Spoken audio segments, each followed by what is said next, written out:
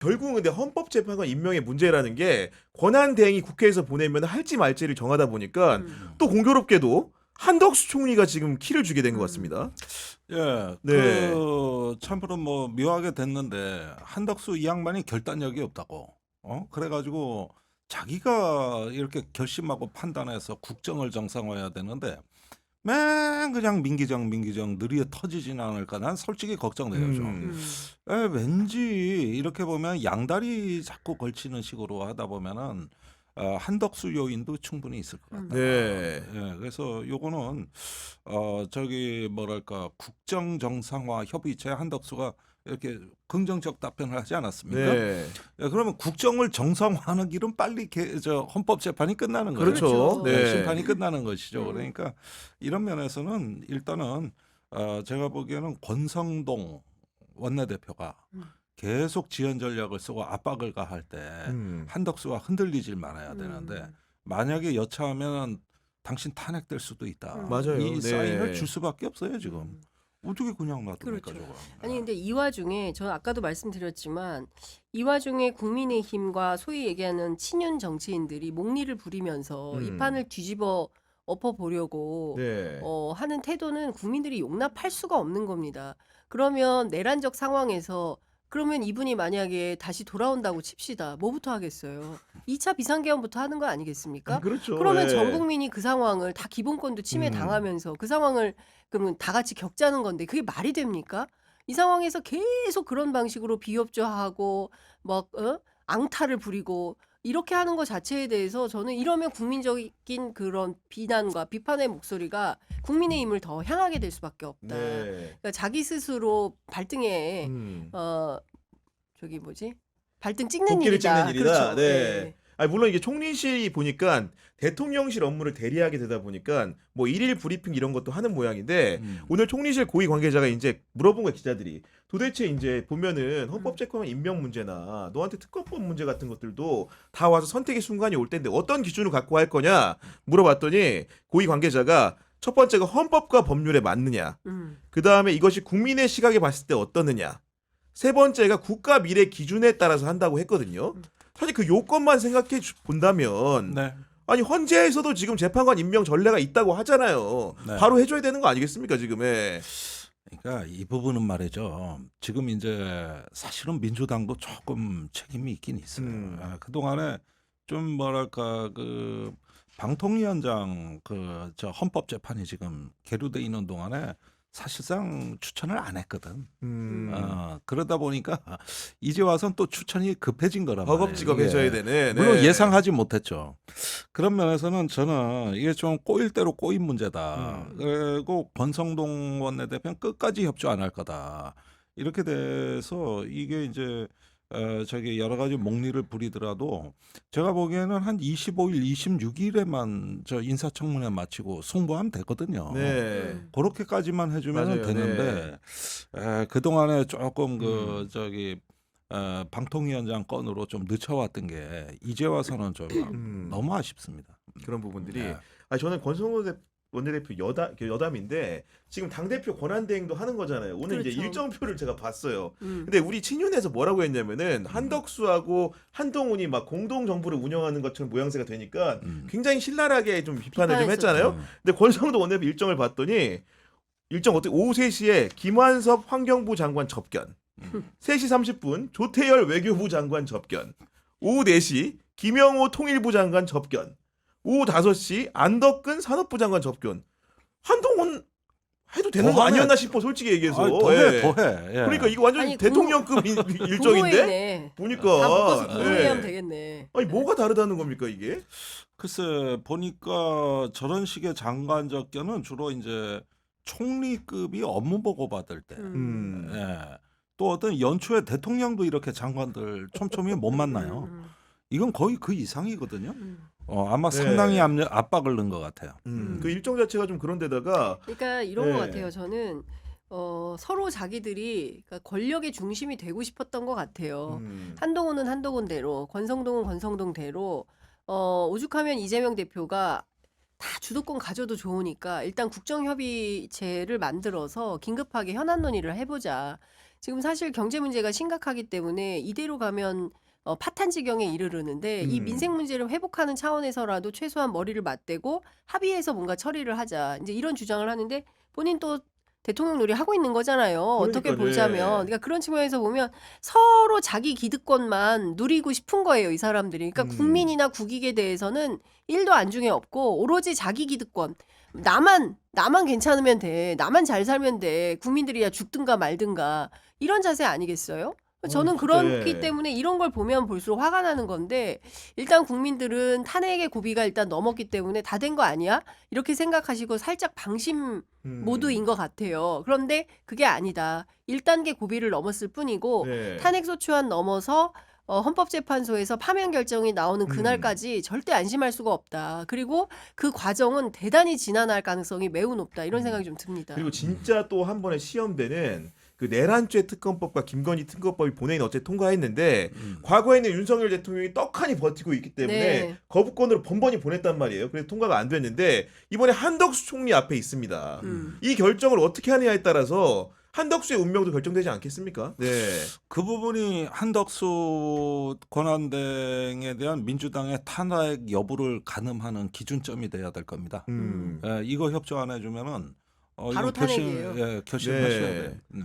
그런 상황인데 오늘 저 방금 전에 매불쇼에서 박지원 대표하고 했는데 한덕수 당신 말이야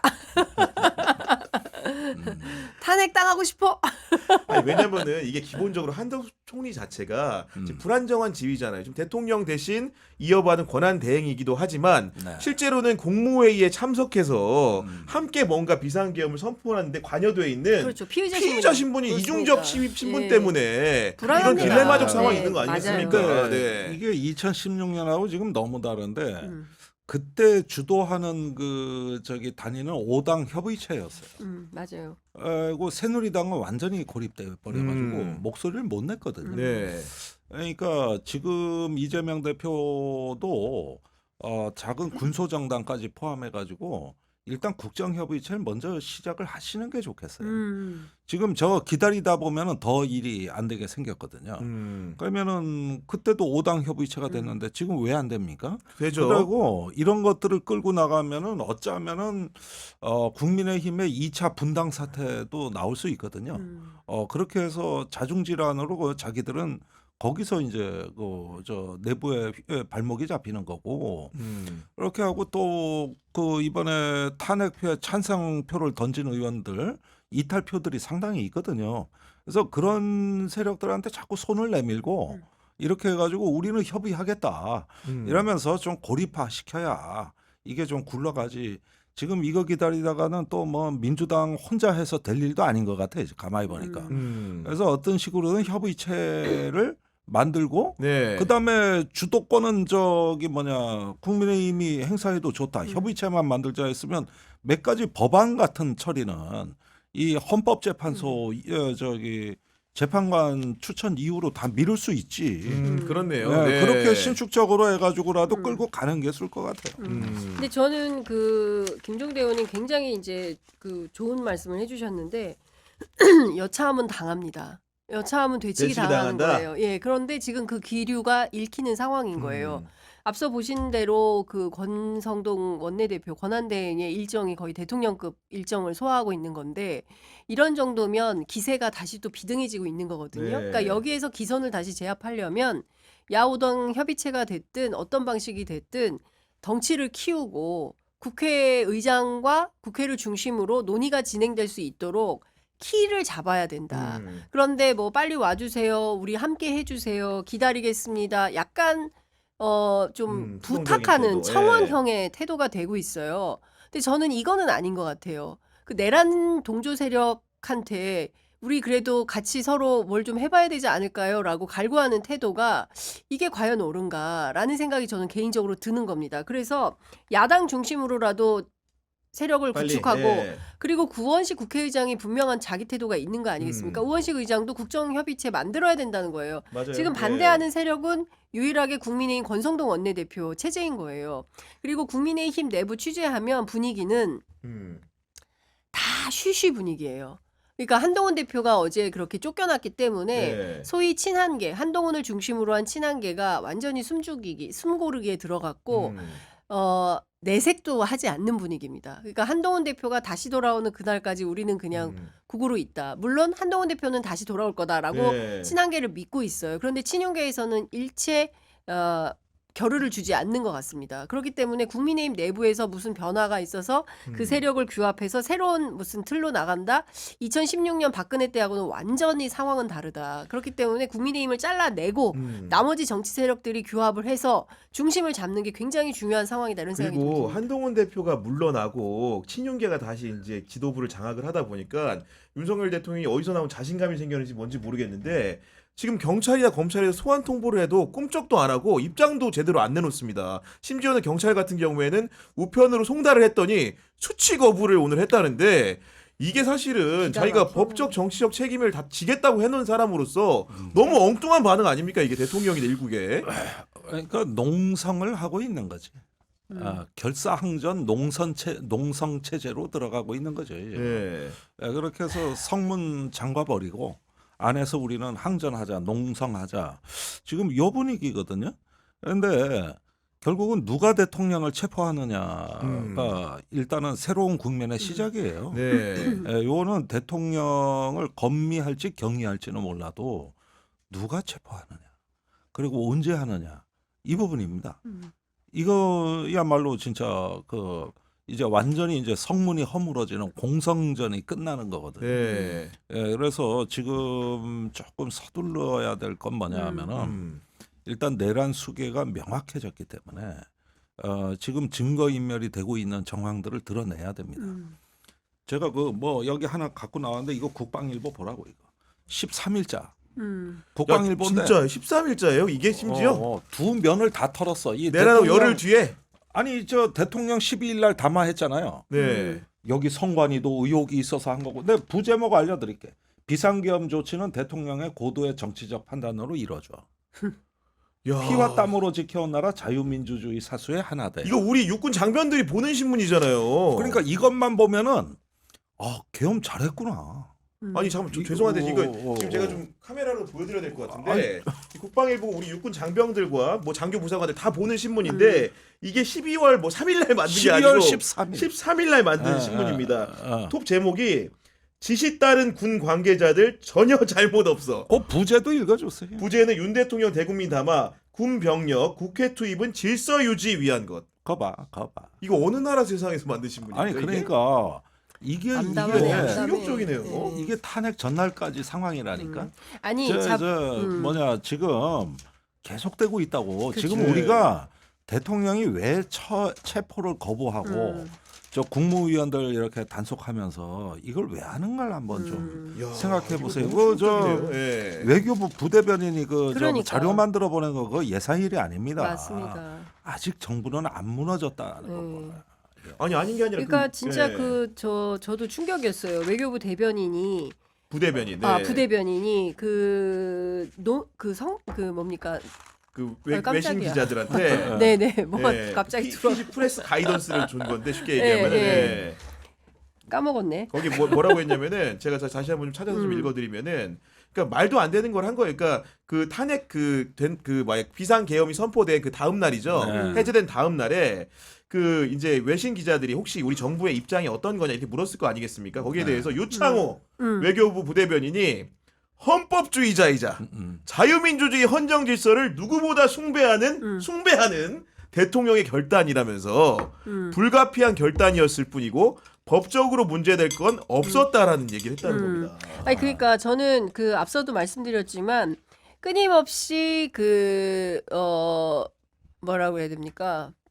반란이라고 해야 됩니까? 네. 반역을 꿈꾸는 사람들이 있는 거예요. 그래서 판을 뒤집을 수 있다라는 생각을 갖고 있는 겁니다. 네. 다만 시일이 문제다. 버티면 반드시 승리할 수 있다라는 어떤 이상한 네. 자기들의 월드 속에서 살면서 끊임없이 그 세력을 규합하고 있는 중이다. 그 신호탄이 12월 12일 날 있었던 마지막 4차 아니죠. 5차 있었으니까 4차 담화인 것이고 거기에 윤석열 뭐라고 했습니까? 나는 끝까지 싸울 것이다 했고 탄핵 소추안이 가결됐을 때 결코 포기하지 않겠다라고 얘기를 했어요. 그 얘기는 무슨 얘기냐면 거리에 있는 아스팔트 보수를 중심으로 단단하게 뭉치고 국방, 네. 검찰, 정부 또는 국회 안에 있는 제 세력들을 모아서 다시 항전하겠다. 그렇습니다. 예. 아니 반격을 하겠다. 반격을 그리고 하겠다. 뒤집을 예. 수 있다. 어디로? 법기술로. 그리고 나의 친정 검찰이 나를 도와줄 것이다. 실제로 지금 주요 업무 종사자들이 대체로 검찰에 다 지금 신병 확보가 되어 있는 상태 다 아니 구속됐죠 지금. 예. 안 넘기잖아요. 경찰로 넘겨야 되는데 안 넘기잖아요. 자기들 수사권도 없으면서. 결과적으로는 이게 공소기각을 염두에 두면서 무죄 나든지 공소기각이 되든지 일단은 우리 쪽에 유리한 이런 방향으로 수사 방향을 잡겠다. 이런 시그널 아니고서야 해석이 됩니까? 아니 근데 저는 국방부 진짜 이해가 안 되는 게 지식 다른 군 관계들 전혀 잘못 없다는데 잘못 없는데 다 구속시켰네요. 그렇죠. 보니까 장관부터 음. 당시 사령관들 뭐 특전사령관 뭐 심지어는 정보사령관도 이제 구속이 될 예정인 것 같고 게다가 이제 뭐 또 이제 그 뭐라고 방첩사령관도 구속이 됐고 이런 상황인데 야 어떻게 이렇게 신문을 찍는데 버젓이 찍습니까 이거를? 그런다니까? 믿어집니까 이게? 와 너무 놀라워요. 아 이게 믿어. 그 실물이 다 있잖아. 그래서 그 외교부 사태도 그러고 이거 말고도 많아. 네. 굉장히 지금 여러분들이 이게 아직까지도 발견 못한 게 많은데 지금 이 이야기는 뭐냐면은 전반적으로 그 윤 대통령과 그 어떤 그 현재 정부 체제는 일단은 여전히 용산의 컨트롤 타워의 지배를 받는다는 거예요. 네. 그리고 이번 내란 사태에서 용산의 컨트롤 타워가 전혀 밝혀진 게 없어요. 여기가 두뇌 역할이라고. 그리고 군은 주먹이에요, 주먹. 그럼 이걸 연결하는 신경과 혈관망이 있는 거거든. 누군가가 네. 요것도 안 밝혀졌다고. 그러네요. 네. 그러니까 아는 게 없어 지금. 저기 눈으로 보인 그 병력 지휘관들만 지금 얘기가 되는 거지. 네. 아이고 택도 없어. 그러니까 김용현 전 장관이 지금 검찰을 상대로도 네. 진술 거부권 한다는 거 아니면 강제로 이제 불러와도 그러니까요. 영상 녹화 조사하겠다 하면서 네. 이제 아예 불응해버리고 이런 상황이 오는 건데 예. 이 외교부 부대변인 더 웃긴 게 뭐냐면은 이거를 말 그대로 외신한테 이제 프레스 가이던스를 주면서도 장관한테 보고도 안 했다는 거 아닙니까? 지금 그러니까. 엉망진창 아닙니까 이거는? 그러니까 지금 네. 그 정부가 이대로는 안 되는 거예요. 질서도 없고 내부에 질서도 없고 그리고 원칙도 없는 겁니다. 그냥 자기 생각대로 나는 윤석열 대통령이 잘했다고 생각해. 이런 사람들은 막 그렇게 자기 멋대로 행동해버리고. 네. 그러니까 지금 보면 지휘 체계나 이런 것들이 엉망진창이다. 군은 뭐 지금 더 말할 것도 없겠죠. 드러난 게 이 정도니 안 드러난 것까지 다 하면은 거의 아비규환 수준일 것 같다라는 생각이 좀 드는 건데 그러기 위해서 국회에서 저는 사실은 내란 특검, 김건희 특검 이미 통과하지 않았습니까? 그러면 한덕수 총리가 공포를 하면 돼요. 그럼 그때부터 즉시 효력이 발생이 되는 겁니다. 근데 공포를 안 하고 있어요. 그렇지 않습니까? 맞아요. 왜 안 네. 하는 겁니까? 그리고 느닷없이 지금 나오는 게 국회 증언 및 감정에 관한 법률, 그리고 국회법 개정안, 양곡관리법, 농수산물 유통 및 가격 안정법, 네. 농업재해보정법, 농업재해대책법 이런 법안들에 대해서 거부권을 오늘 얘기하는 거죠. 예. 행사하려다가 야당의 반대로 미뤘다. 일정을 밀었죠. 네. 예, 이게 뭐 기재부에서 뭐 반대하기 때문에 자기는 반대한다라는 건데 실제로 이런 것들 국회에서 의결한 것들 빨리빨리 통과시키고 자기는 대통령이 아니라 권한대행이잖아요. 그럼 권한대행이고 지금은 국정의 주요 중심축이 국회일 수밖에 없다면 국회에서 결정한 사항들을 차분하게 이행하면 되는 주체인 거예요. 그런데 여전히 앞서 말씀하신 대로 국민의힘 윤핵관 혹은 권성동 의원 등의 눈치를 보면서 못하는 거죠. 네. 계속 끊임없이 아니, 지금 기회주의적 판단을 하고 있는 겁니다. 저는 의원님이 군 전문가니까 좀 일반인 시각 여쭤보고 싶은 게 지금 장성들이 한 20개는 날라갔다는 거잖아요. 지금 자리를 못 지키는 사람들이. 예. 뭐 그러면 채워서 이제 채우고 있는 건데 이런 정도 사정이 되면 군은 지금 어떤 상황이라고 봐야 되는 겁니까? 제가 뭐 여러 군데 전화를 돌려보죠. 음. 그랬는데 약간 이중 감정이라고나 할까? 이중 감정, 예. 그러니까 명령하면은 어떻게 거부하냐. 항명인데. 어. 예. 항명도 되게 세 무기징역 막 이래. 똑같아. 내란이어도 어. 무기징역, 항명이어도 무기징역이구나. 어, 예. 박정훈 대령이 그걸로 예. 이렇게 시끄러워진 거 아니에요. 그러니까 이 탄핵되기 직전까지 상황은 대통령 명령을 거부하고 막 양심 선언하고 이렇게 항명을 할 거냐, 네. 아니면 내란 동조자가 될 거냐. 지독한 딜레마지. 음. 지독한 딜레마예요. 그래가지고 그 저기 대부분의 처신을 보면은 그 서울의 봄에 나오는 육군 34단장 아주 그 인상적인 인물인데 행주대교가 34단 관할이거든. 그런데 두 개 상반된 지시가 내려와요. 그 저 인천에서 출발한 공수부대 행주대교 터져라. 그다음에 막아라. 이렇게 두 개 지시가 내려오잖아요. 저 완전 상반돼. 네. 어떻게 했을까? 그때 저기 바리케이트를 철저히 설치는 했죠. 네. 근데 비스듬히 설치했지. 그러니까 그 틈새로 다 빠져나갔지. 그러면 봐요. 쿠데타가 성공하면 내가 터줬다. 이렇게 되는 거죠. 네. 그리고 실제로 그 공로를 인정받아서 그 사단장이 전두환한테 3스타가 돼. 아 실제로 비스듬히 했는데. 네. 그래서 아주 잘 나가. 근데 만약에 실패했다면 어떻게 했을까? 그럼 내가 막았다. 철제 바리케이트를 내가 설치했다. 두 가지가 다 될 거 아니야. 그 영화에 나온다고 그 장면이. 근데 지금 대다수의 장교들이 이 이중 명령을 받고 있는 거라고 보면 그렇겠죠. 되는 거죠. 네. 근데 한덕수 총리도 마찬가지일 것 같아요. 맞아요. 네, 예. 그러니까 국회에서 이재명 대표한테는 또 이런 얘기를 듣고 또 맞아, 권성동 예. 대표한테는 또 이런 딴 얘기 얘기를 들으니까. 듣고 이 양쪽에서 내가 지금 어느 길로 가야 되나 늘 음. 이제 기회주의적으로 판단했는데 누구 말을 들어야 되나 네. 이런 고민이 되겠죠. 아니 정상적인 사람이라면 옆 얘기 들을 게 아니라 국민만 보고 그렇죠. 해야죠. 예. 근데 그런 판단을 못 하니까 지금 양귀가 그렇죠. 힘든 거 아닙니까? 힘들죠. 시달리고. 예. 근데 저 아까 이제 말씀하신 내용에서 조금 보태서 말씀을 좀 드리자면 이재명 대표가 그 탄핵 가결되고 나서 첫 번째 연설 장소를 응원봉 그 저기 뭐야 대국민 촛불협회 네. 저 그 집회 현장에 와서 연설을 했는데 그때 이런 얘기를 해요. 권력은 바뀌었는데 왜 내 삶은 바뀌지 않았느냐는 국민의 질타를 기억한다.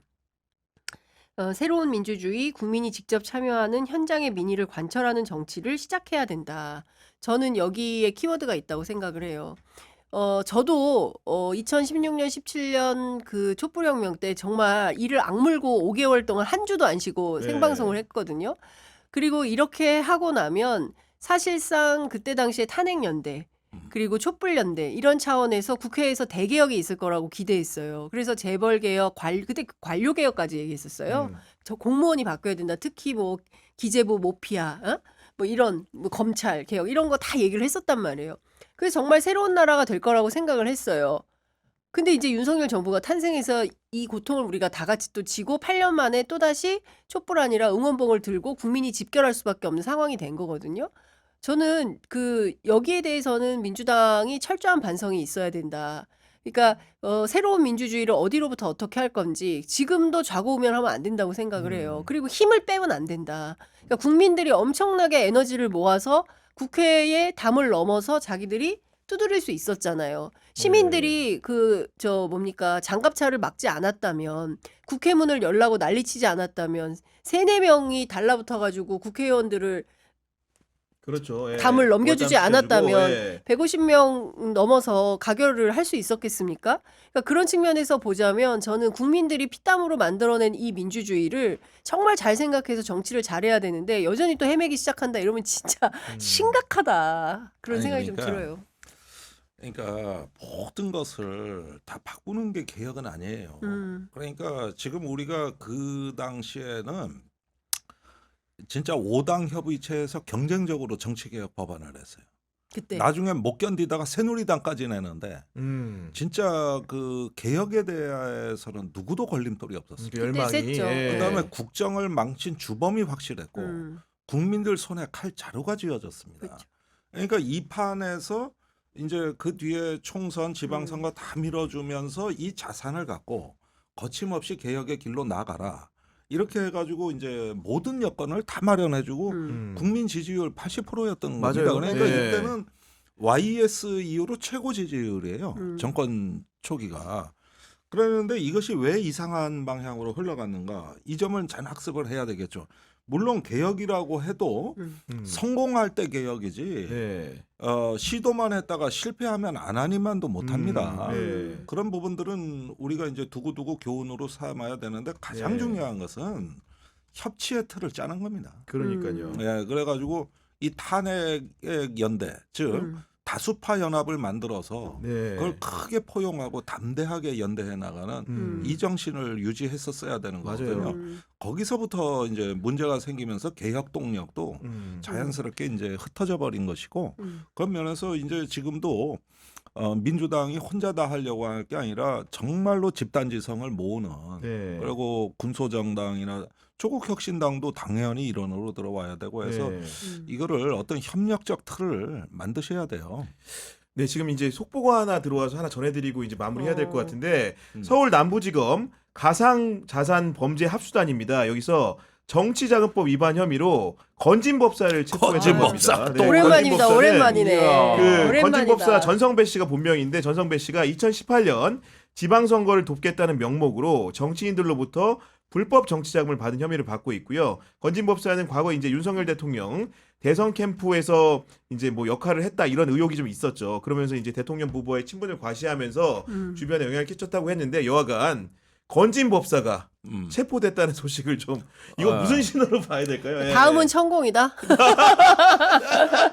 아이고. 네. 근데 이제 뭐니 해도 네. 명태균 씨 황금폰이 또 전국에 내관이 되지 네. 않겠습니까? 맞아요. 예. 이번 계엄의 트리거 역할도 했던 거거든요. 네. 그래서 일단은 그 지금 저기 국민의힘의 뭐 시장, 도지사, 그다음에 이제 또 출마 예정자들 이 사람들이 이제 줄 소환이 예정돼 있습니다. 그러니까요. 네. 그리고 김건희 특검이 되면 그쪽으로도 또 상당히 줄 소환이 예정돼 있거든요.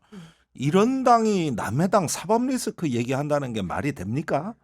자기들 사법 리스크가 더 커 보이는데. 아마도 이제 정말 이렇게까지 되는 거 보니까 예.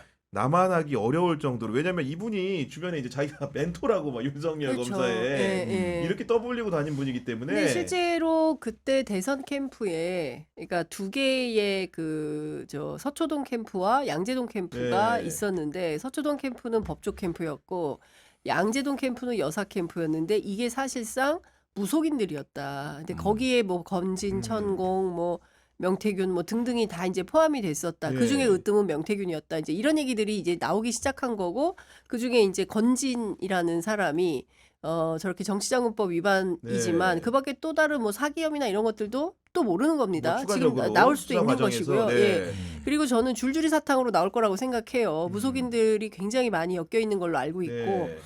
그게 다 나왔을 때 김건희 특검은 자동 빵으로 가야 되는 거니까 다시 한번 말씀드리지만 한덕수 총리가 좌고우면하면 안 됩니다. 이런 상황이 예, 되면 그렇죠. 네. 205명이나 되는 국회의원들 그에 앞서서 국민들이 민의를 총 100만, 200만이 나온 거잖아요.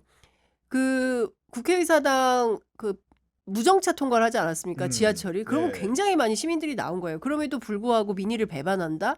이거는 안 되는 거죠. 네. 저는 그런 차원에서 진짜 위험하다고 생각합니다. 알겠습니다.